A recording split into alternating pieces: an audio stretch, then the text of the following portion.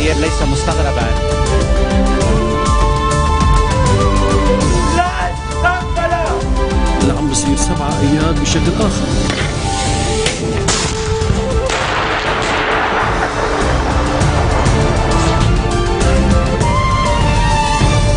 Bonjour à tous et merci de nous rejoindre sur Futur TV pour cette nouvelle édition de la rédaction. Voici les titres de ce journal. Le message est clair et le Hezbollah l'a directement transmis au patriarche maronite ce matin à Pkerki. Le parti d'Hassan Nasrallah s'oppose à la visite de Bshara Rahi en Terre Sainte. Les négociations entre les grandes puissances et l'Iran sur le dossier nucléaire de la République islamique ont repris ce vendredi à Vienne. Des discussions qui avancent difficilement et lentement selon Téhéran. Un rapport de l'ONU dénonce des meurtres et des tortures dans l'est de l'Ukraine où les insurgés pro-russes se sont imposés par la force. Moscou dénonce un manque total d'objectivité. Et à 28 jours du coup d'envoi de la Coupe du Monde de football, de nombreuses manifestations antimondiales secouent les grandes villes du Brésil. Et avant de développer ces titres, ce nouvel accident de la route, un minibus est entré en collision ce midi avec un camion avant de plonger dans un ravin à Tabarja, c'est au nord de Beyrouth. Il y aurait au moins 10 blessés, on ne signale pour l'instant aucun décès. Des ambulances et la défense civile ont été dépêchées sur les lieux. Selon les premiers éléments de l'enquête, une vitesse excessive du minibus serait à l'origine de l'accident. Le message est clair et le Hezbollah l'a directement transmis au patriarche maronite ce matin lors d'un entretien à Pkerki. Le parti d'Hassan Nasrallah s'oppose à la visite de Bshara Rahi en Terre Sainte et évoque des retombées négatives sur le Liban. Le chef de l'église maronite, qui sera le premier dignitaire religieux libanais à se rendre en Israël depuis 1948, doit accompagner le pape François du 24 au 26 mai pour son premier pèlerinage à Bethléem et Jérusalem. Là où le souverain pontife doit notamment visiter les lieux saints chrétiens, le mur du temple et le mémorial de l'Holocauste de Yad Vashem. Concernant la présidentielle au Liban, le Hezbollah a averti qu'en l'absence d'un consensus sur un candidat, son bloc parlementaire continuerait de boycotter les séances parlementaires. Toujours à Pkerki, un entretien entre le patriarche maronite et l'ambassadeur d'Arabie Saoudite au Liban, Ali Awad Assiri, qui a regagné son poste à Beyrouth cette semaine après plusieurs mois d'absence pour des raisons sécuritaires. Aucune déclaration n'a été faite à l'issue de cet entretien. Avec nous en ligne, Dr Antoine Sfer, spécialiste des relations internationales. Bonsoir, Monsieur Sfer. Bonsoir. Alors tout d'abord, comment avez-vous perçu ce ballet diplomatique un peu ce matin à Pkerki et notamment cette opposition claire du Hezbollah à la visite du patriarche Rahi en Terre Sainte? En effet, ça me rappelle les délégations et les contacts politiques intenses qui ont eu lieu lors du mandat patriarcal du cardinal Sfer avant les élections 1988 et 2007.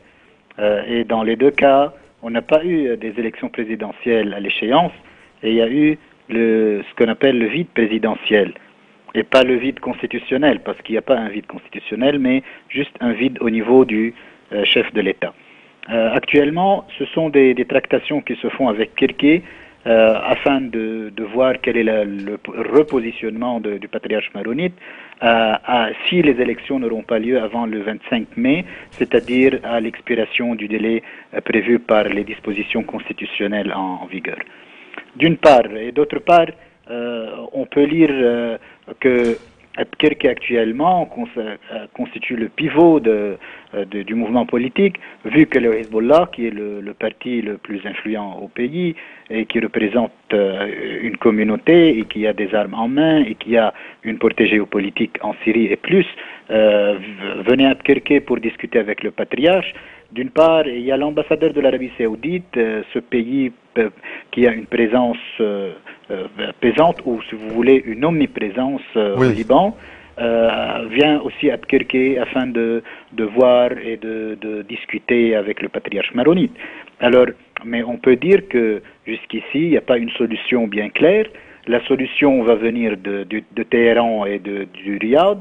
en fait, les problèmes géopolitiques pèsent sur le pays et on n'arrive pas jusqu'ici à un consensus politique qui peut aboutir à des élections présidentielles à l'échéance. Justement, Monsieur Sfer, c'était ma deuxième question par rapport à cette élection présidentielle. On l'a vu hier, un nouveau défaut de quorum provoqué par l'absence des députés du 8 mars. Est-ce qu'on se dirige, en tout cas, vers un vide présidentiel, Monsieur Sfer, à votre avis? Oui, effectivement, jusqu'ici, tant qu'il n'y a pas une décision consensuelle qui peut aboutir à des élections présidentielles, c'est-à-dire à un accord national sur un nom bien précis pour qu'il soit le nouveau président, je vois que le 8 mars, ou plutôt les deux blocs principaux, c'est-à-dire le courant national aouniste et le parti Hezbollah, alors les députés de Hezbollah vont boycotter toujours les élections et le quorum va faire défaut, alors on n'aura pas d'élection présidentielle. Ça c'est un fait, c'est pas une lecture ni une description virtuelle des choses, c'est un fait accompli. Et aujourd'hui la position de Hezbollah est très claire à ce niveau. Ils ont dit que tant qu'il n'y a pas un consensus sur un nom bien précis pour les présidentielles, alors les élections n'auront pas lieu dans les délais prévus. Ça, c'est d'une part. Concernant la visite du patriarche maronite dans les Terres Saintes et à Jérusalem, et je ne dis pas Israël, car on ne reconnaît pas Israël en tant qu'État, vu que c'est une force d'occupation contre les chrétiens et les musulmans arabes dans la terre palestinienne. Mais la visite est une visite à portée pastorale, à portée, si vous voulez, socio-religieuse, et le patriarche doit passer par les paroisses maronites de par le monde. Il a commencé au Liban, il a passé en Syrie en dépit de l'opposition d'un grand nombre de Libanais. Et nous suivrons bien sûr ce déplacement dans Terre Sainte dans les prochaines éditions. En tout cas, Monsieur Sfer, merci d'être intervenu dans ce journal justement pour commenter un peu avec nous cet éventuel déplacement, les élections présidentielles, et nous aurons bien sûr l'occasion en tout cas, vous interroger dans nos prochaines éditions. Merci encore une fois. Merci. Pour la première fois depuis la réforme de 2013, les Français établis à l'étranger pourront élire le 25 mai 443 conseillers consulaires pour un mandat de 6 ans répartis dans 130 circonscriptions. Je recevais un peu plus tôt Richard Yang, sénateur PS des Français établis hors de France, en visite au Liban pour soutenir Eve El Mokadem, la seule candidate de gauche. La France instaure un nouveau système de représentation des communautés françaises auprès des consulats par une élection qui aura lieu le 25 mai et siégeront donc à côté du consul des conseillers consulaires. Et je suis venu ici pour soutenir une des listes qui est celle de mon bord politique, de la gauche, qui est la liste conduite par Hiba Mokadem et qui est « Partageons notre horizon ». Avec deux messages importants. D'abord, c'est la démocratie de proximité et plus proche. L'autre élément, c'est que nous voulons développer davantage de démocratie et de justice dans le système des bourses que nous venons de réformer. Nous avons fait une réforme importante des bourses et je crois que l'effet est que davantage de gens accèdent aux bourses, et en même temps de mettre au point ou de mettre les points sur les i en ce qui concerne la fiscalité, car il y a, semble-t-il, des rumeurs disant que la France veut fiscaliser les Français à l'étranger, ce qui est complètement faux, et il n'y a pas de changement prévu en matière fiscale. Au contraire, nous avons un certain nombre de propositions de plus grande justice à faire. Une des fonctions des conseillers consulaires, des 440 qui vont être élus le 25 mai. Une de leurs fonctions sera d'élire ensuite les sénateurs au mois de septembre.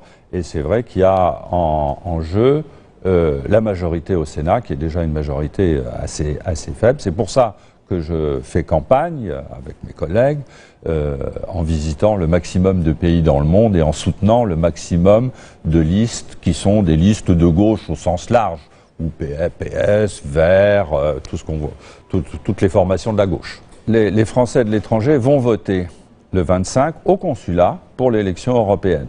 C'est nouveau, ils ne pouvaient pas le faire avant, et donc je les encourage à venir voter, même si évidemment l'Europe et le Parlement européen, c'est probablement un peu loin, vu de Beyrouth ou de Saïda. Mais c'est important parce que le Parlement européen a pris beaucoup de pouvoir ces dernières années, beaucoup de responsabilités. L'essentiel de la législation que nous examinons au niveau national, elle vient du Parlement européen. Et l'autre élément, c'est que le Parlement européen va proposer pour la première fois le nom du futur président de la Commission européenne. Aujourd'hui, M. Barroso, demain... Et nous soutenons, mon parti politique, le Parti socialiste, nous soutenons la candidature de Martin Schulz, qui est l'ancien président du Parlement européen, qui est un social-démocrate allemand. Donc nous voulons avoir une majorité autour de ça. Je ne crains pas le résultat global au Parlement européen pour ce qui concerne l'extrême droite. Elle reste très faible, elle restera faible, en plus très divisée. Il y a deux grands blocs, et ces deux grands blocs qui s'équilibrent. Par contre, il est bien possible qu'il y ait une poussée d'extrême droite en France, autour du Front National et de ses alliés. Et c'est pour ça que nous menons aussi une campagne forte sur l'Europe, car ce sont des gens qui se présentent aux élections européennes, mais qui sont anti-européens et qui ne siègent même pas au Parlement quand ils sont élus. C'est une honte pour la France, et nous sommes montrés du doigt par les autres pays, non seulement à cause de leurs idées rétrogrades et pour le moins discutables, mais aussi parce que ce sont des gens qui ne travaillent pas, qui ne font pas leur boulot, qui dévalorisent la fonction de parlementaire européen. Donc ne votez pas pour Marine Le Pen et le reste de la famille Le Pen, puisque c'est en plus une affaire de famille. Je suis content d'être au Liban, c'est un pays que je visite assez souvent, j'ai beaucoup d'amis dans les différentes villes. Je sais qui risque de se retrouver sans président. Je sais que le pays souffre, et il souffre depuis longtemps d'ailleurs, je suis ça, et je vois que le Parlement peine, et je pèse mes mots, peine à désigner le nouveau président. C'est quelque chose qui est pénible, grave, puisque ça veut dire que l'équilibre constitutionnel n'est plus respecté. Nous connaissons tous les subtils équilibres que prévoit la constitution libanaise. Le président doit être maronite.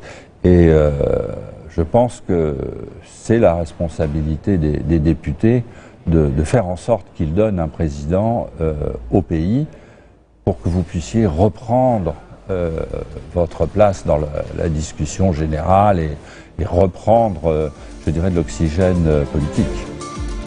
Restez des nôtres au retour de la pause. 18 mineurs toujours coincés dans la mine de Soma, dans l'ouest de la Turquie.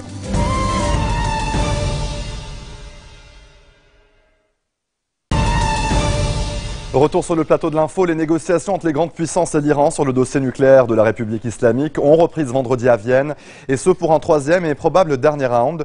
Des discussions qui avancent difficilement et lentement selon Téhéran. La chef de la diplomatie de l'UE, Catherine Ashton, évoque des négociations sérieuses en vue d'un accord final d'ici au 20 juillet. Un accord qui doit garantir le caractère pacifique du programme nucléaire iranien et permettre la levée de toutes les sanctions internationales contre Téhéran. Nous ne devons pas permettre à l'Iran, principal État terroriste de nos jours, de développer des capacités d'armement nucléaire. C'est la réaction de Benjamin Netanyahou, le Premier ministre israélien qui recevait ce vendredi Choquegueule à Jérusalem, la dernière étape de la tournée régionale du chef du Pentagone, axée sur l'Iran et la Syrie, et qu'il a déjà conduit en Arabie Saoudite et en Jordanie. Je vous disais en titre, la situation des droits de l'homme a connu une détérioration alarmante dans l'est de l'Ukraine, là où les insurgés pro-russes se sont imposés par la force. C'est un rapport de l'ONU qui l'affirme depuis le déploiement en mars d'observateurs. La situation dans 5 villes du pays, notamment dans l'est et en Crimée, a été étudiée. Le rapport fait état de meurtres, tortures, passages à tabac, d'enlèvements, actes d'intimidation, de harcèlement sexuel conduits par des groupes anti-gouvernementaux. Navi Pillay, la haute commissaire des Nations Unies aux droits de l'homme, appelle à tout faire pour freiner ces groupes qui semblent déterminés à déchirer le pays. Moscou dénonce un manque total d'objectivité. Au moins 18 mineurs seraient toujours coincés sous terre dans la mine de Soma dans l'ouest de la Turquie. Plus de 700 mineurs étaient au fond de la mine lors de l'explosion qui a fait au total 301 ou 302 morts. Cette catastrophe, la pire qu'ait connue le pays, a généré un vent de colère dans la population. Les autorités et l'entreprise exploitant la mine sont accusées de négligence. Et de nombreuses manifestations anti-mondiales secouent les grandes villes du Brésil à 28 jours du coup d'envoi de la Coupe du Monde de football. Il y a de quoi inquiéter les organisateurs et les autorités, d'autant que des grèves secouent également le pays. De nombreuses corporations, emmenées par leurs syndicats, réclament des augmentations de salaire et de meilleures conditions de travail. Et s'ils ne sont pas donc entendus, ils menacent de poursuivre le mouvement pendant la Coupe du Monde de football. C'est la fin de ce journal, le rappel du titre. Le message est clair et le Hezbollah l'a directement transmis au patriarche maronite ce matin à Pkerki. Le parti d'Hassan Nasrallah s'oppose à la visite de Bshar en Terre Sainte. Les négociations entre les grandes puissances et l'Iran sur le dossier nucléaire de la République islamique ont repris vendredi à Vienne. Des discussions qui avancent difficilement et lentement selon Téhéran. Un rapport de l'ONU dénonce des meurtres et des tortures dans l'est de l'Ukraine où les insurgés pro-russes se sont imposés par la force. Moscou dénonce un manque total d'objectivité. Et à 28 jours du coup d'envoi de la Coupe du Monde de football, de nombreuses manifestations anti-mondiales secouent les grandes villes du Brésil. Excellente soirée à toutes et à tous et à demain.